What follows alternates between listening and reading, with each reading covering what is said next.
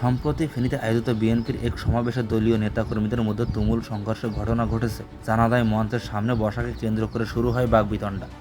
কে মঞ্চের কাছাকাছি বসবে এ নিয়েই প্রথমে তর্কাতর্কি শুরু হলেও পরে তা হাতাহাতি ও ধাওয়া পাল্টা ধাওয়ায় রূপ নেয়। ঘটনার আবশ্যিকতায় পুরো সমাবেশ স্থলে আতঙ্ক ছড়িয়ে পড়ে।